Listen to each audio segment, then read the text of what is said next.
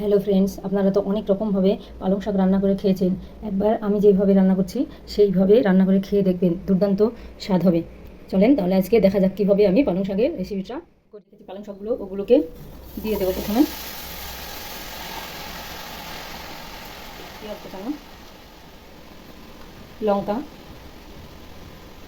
রসুন, অল্প পরিমাণে আদা কুচানো,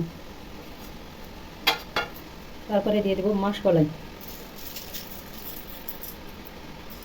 তারপরে দেবো লবণটা আপনারা পরিমাণ মতো দেবেন, তারপরে হলুদ, অল্প পরিমাণে একটু জল দিয়ে দেবো, সব শাকগুলো একটু সেদ্ধ হবে তাই। তারপরে ঢাকা দিয়ে দেবো, জলটা শুকিয়ে আসবে আর কলাইটা শাকটা সেদ্ধ হবে, এমন পর্যন্ত সেদ্ধ করতে হবে। বারবার ঢাকা দিয়ে নেড়ে দিয়ে সেদ্ধ করতে হবে। আর কড়াই আছে, কড়াইটা সেদ্ধ হতে একটু সময় লাগবে।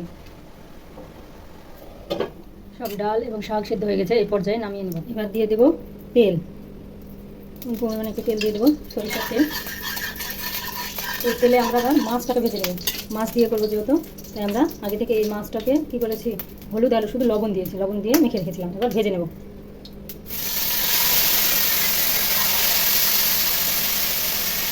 মাছটাকে হালকা করে ভেজে নেব, বেশি ভাজবো না, যেহেতু ছোটো মাছ বেশি ভাজলে গুণাগুণ নষ্ট হয়ে যাবে। হালকা করে একটু ভেজে নেব।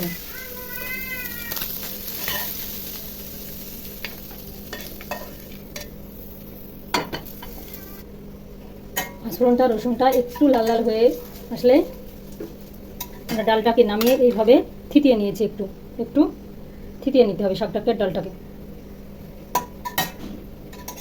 তেলটা গরম হয়ে আসলে আমরা সেই ডালটাকে এর মধ্যে দিয়ে দেবো, ভালোভাবে মিশিয়ে নেবো একটু।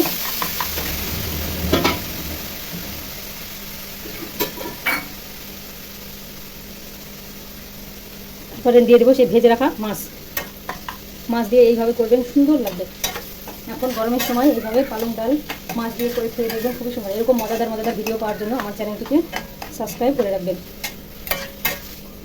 দেখুন, একবার হলেও এই রেসিপিটা আপনারা করে খেয়ে দেখে আমাকে কমেন্ট করে জানাবেন যে কেমন হয়েছে। আচ্ছা বন্ধুরা, ভালো থাকবেন।